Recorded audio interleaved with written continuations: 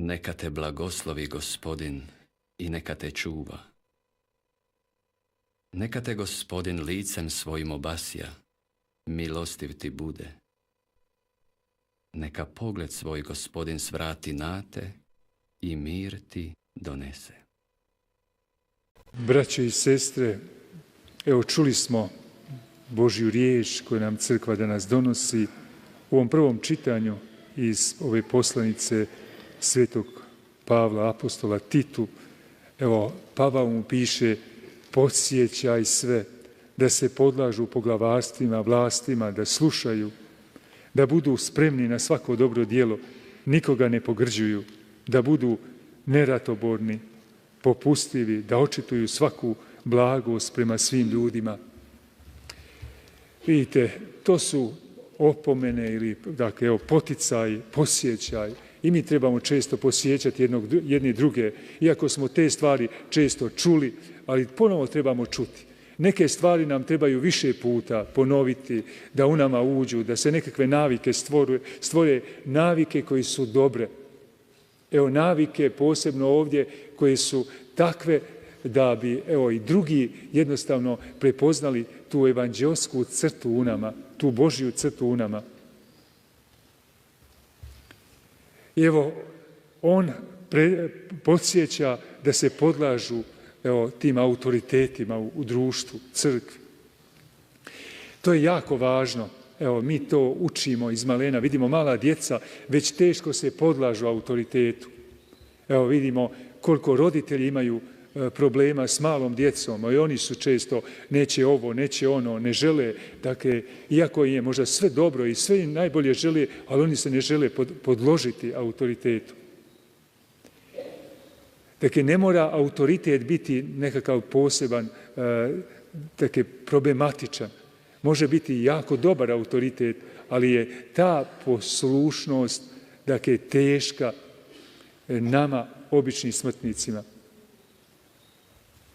I vidimo kako je važna ta poslušnost, podložnost. Evo, to vidimo i kod prvih anđela. Iako im bilo sve savršeno, sve, dakle, tako veličanstveno, imali su sve, ali evo, ipak, dakle, nisu željeli biti poslušni. Tako vidimo i kod prvih ljudi, Adama i Eve. Evo, i njima je bilo teško poslušati, podložiti se autoritetu Božijem. Iako je Bog najbolje želio za njih, ali se nisu podložili. Evo, i Pavao podsjeća Timoteja da tim vjernicima kojima je on nekako na čelu, evo, da ih podsjeća na tu podložnost. Evo, kako bi da Božja riječ mogla trčati, proslavljati se. Znate, teško je s ljudima koji su buntovni, koji imaju uvijek nešto, i naravno, ako se radi o nekim autoritetu koji nas vuče na neki grijeh i navodi na grijeh, ne smijemo se podložiti tada u tom slučaju, zato što se mi moramo podlagati Bogu, a ne ljudima. Boga moramo slušati u stvarnostima, ali i evo, Pavao posjeća, jer i mi nekoć bijasmo nerazumni, nepokorni, lutalice, robovi raznih požuda i naslada, živjeli smo u zlu i zavisti, odvratni bili, mrzili jedni druge. Evo, to je često tako prisutno u nama, posebno ako ne dođe Duh Božji u naš život, ako ne doživimo jedno dublje iskustvo s Bogom, dakle, iskustvo Duha Svetoga, onda obično je to u velikom izražaju ove stvarnosti koje Pavao navodi. Evo, dakle, i mi svi se sjećamo, da smo često bijasmo isto nerazumni, nepokorni, evo, lutalice, robovi mnogih strasti, evo, ali kad se pojavila dobrostivost i čovjekoljublje spasitelja našega Boga, ona spasi ne po djelima što ih u pravednosti mi učinismo, nego po svom milosrđu. Evo, Pavao posjeća, vidite, Bog je nas takve, evo, sa svim ovim manama i svim ovim, rekao bi, otporima u nama, evo, zavolio nas i dotakao nas i oživio nas. Evo, želi da i mi budemo, da jednostavno ove stvarnosti u nama nestanu. Evo, i Duh Božji nam tu daje milost da takvi možemo biti. Evo, te kupelji novog rođenja i obnavljanje po Duhu Svetom. Evo, Duh Sveti nam dakle, daje tu snagu, daje nam tu vlast da možemo pokoriti i pokoravati svoja tijela. I zato smo Bogu zahvalni. I vidimo, onda nam poslušnost nije toliko teška. Kad Duh Božji dođe u naše živote, onda poslušnost je daleko drugačija i sve biva daleko drugačije. Vidimo da s Božjom pomoću možemo krotiti ove svoje neuredne strasti. I evo, dakle, spasiteljna i da opravdani njegovom milošću budemo po nadi baštinici života vječnoga. Evo, mi želimo tu vječnost baštiniti. I evo, čuli smo u Evanđelju kako Isus dok je prolazio između Samarije i Galileje, evo i ulazio u neko selo i u susret mu dolazi 10 gubavaca iz daleka, naravno nisu smjeli blizu prići i oni vapiju, evo, Isuse učitelju smiluj nam se. Ovi gubavci, evo, imali su vjeru da im Isuse može smilovati, da im može pomoći. Znate, i mi imamo dosta osoba koji nemaju vjere da vapiju Bogu za pomoć koja im treba, da se očiste, da se spase, da se izbave, da ozdrave. Evo, danas je malo onih koji nekako vapiju Bogu. Često ljudi su okrenuti kad dođe do nekakvih problema i bolesti teških, onda, dakle, ako nismo okrenuti Bogu, ako nemamo vjere, onda se mi okrećemo vračarima, gatarima, raznim poganskim iscijeliteljima, što još dovodi do težih problema i nereda u našim životima. Evo, oni su nam primjer da vjera koliko može učiniti u našem životu, silne stvarnosti, silne promjene.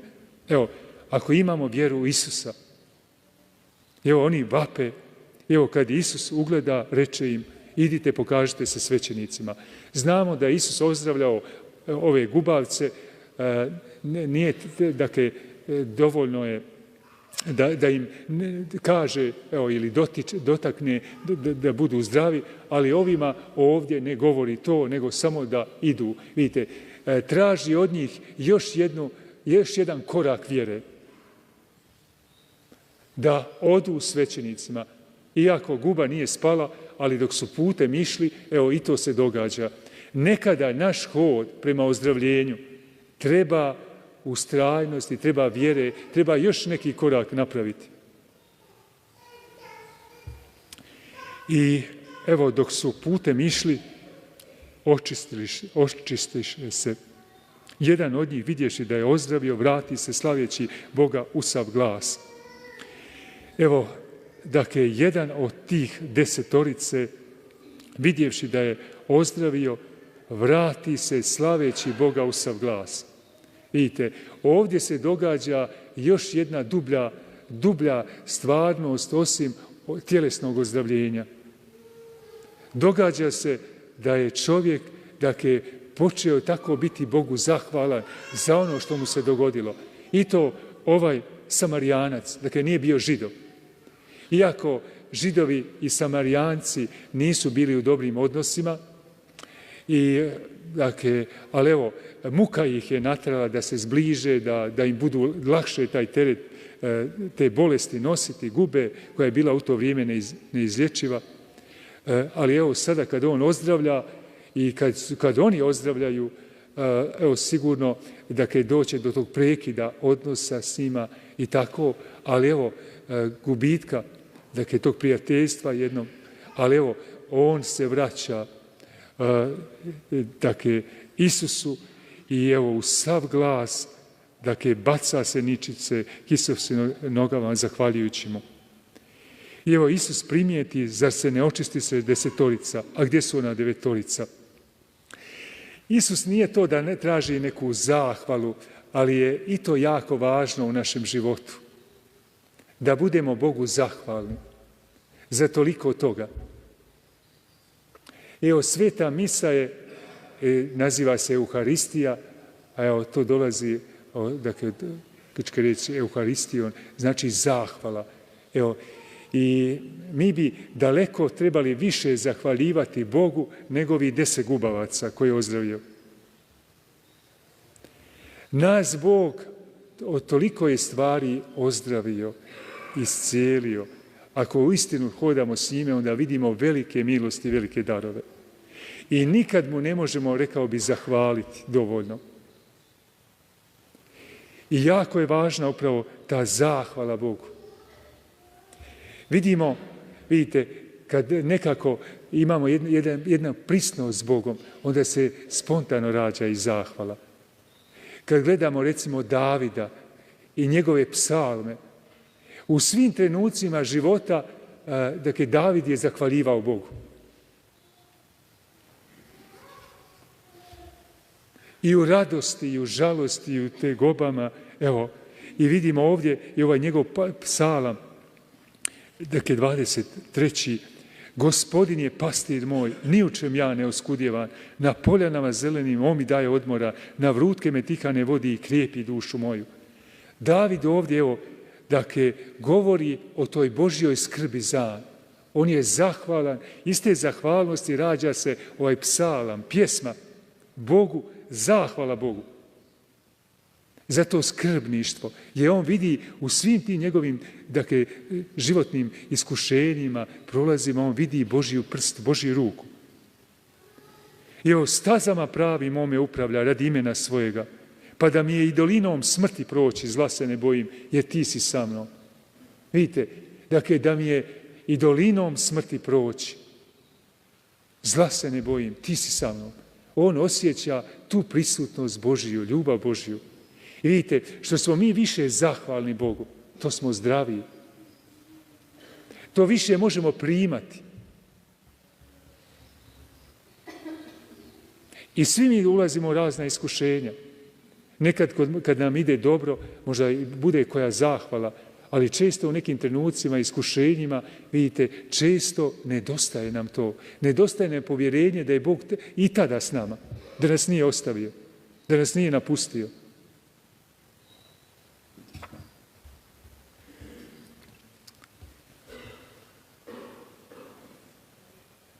I kaže David, evo, na kraju ovog 6. retka, dobrota i milost pratit će mene sve dane života moga.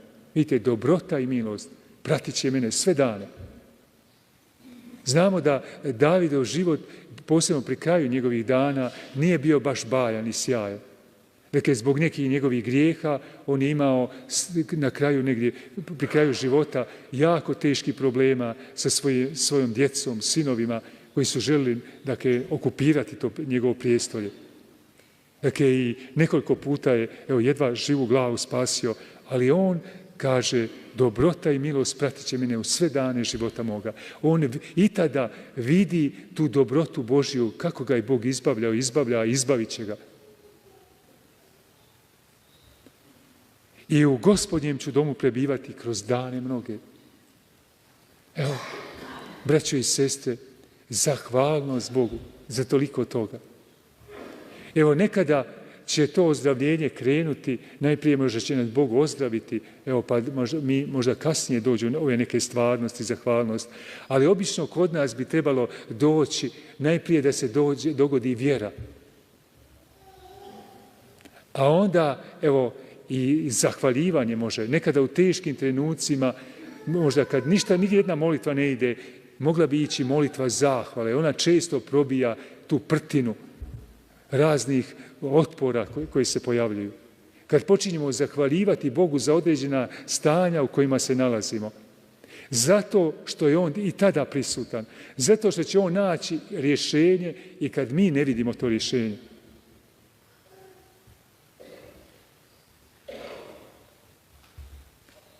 Zato je jako važno imati, evo, to srce koje je otvoreno Bogu, koje je ispunjeno, evo, koje ima vjeru, evo, koja zahvaljuje. I da budemo poput ovoga Samarijanca koji je, evo, vratio se Bogu, zahvalio i bacio se, evo, iz sve glasa vičući. Mi nekad uđemo u crkvu i ne otvaramo usta. Ali isto tako, vidite, jako je važna zahvala i za svete mise. kad mi ostanemo, barem koliko toliko trenutaka, evo ovdje je nekako taj poticaj da molimo 7 očenaša iza svete mise. Evo to je isto tako jedna zahvala, da mi Bogu zahvalimo za tu milost. Zahvalimo evo, za sve te darove koje mi primamo u svetoj misi. Posebno ako imamo otvoreno srce, onda vidimo koliko nam misa znači. Toliko ti stvarnosti koje mi imamo, evo, preko sakramenata, preko, evo, toliko toga. I zato je uvijek važno evo, da nađemo malo trenutaka iza svete mise, da se ne izgubimo ako je moguće, nego da ostanemo, da zahvaljujemo još malo. I upravo te zahvale čine nam da ta misa dobije jedan poseban, rekao bi, okus. Blagoslovi. Da nekako se na poseban način dogode u našem srcu, životu. I nekada i na kraju naših molitava jako je važno da mi zahvaljujemo unaprijed.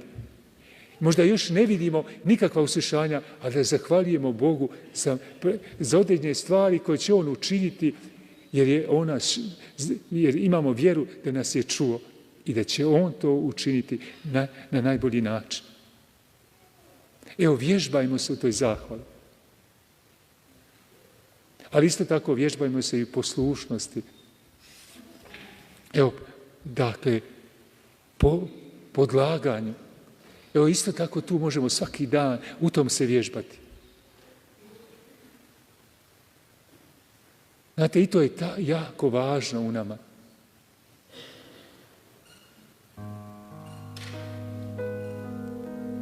I evo, možda ostanimo kratko u tišini, vidjeći gdje mi je teško se podložiti drugima. Ali isto tako, evo i da vidimo na čemu Bogu posebno zahvaliti. I da se u nama rodi ta zahvalnost za tolike milosti koje nas je izbavio. Evo, od svih ovih stvarnosti koje je Pavao u prvom čitanju spominjao, nerazumnosti, nepokornosti, robovima raznih požuda, naslada, živjeli smo u zlu i zavisti i svemu. Evo da zahvalimo Bogu od toliko toga što smo izbavljeni. Evo, ostanimo kratko u tišini.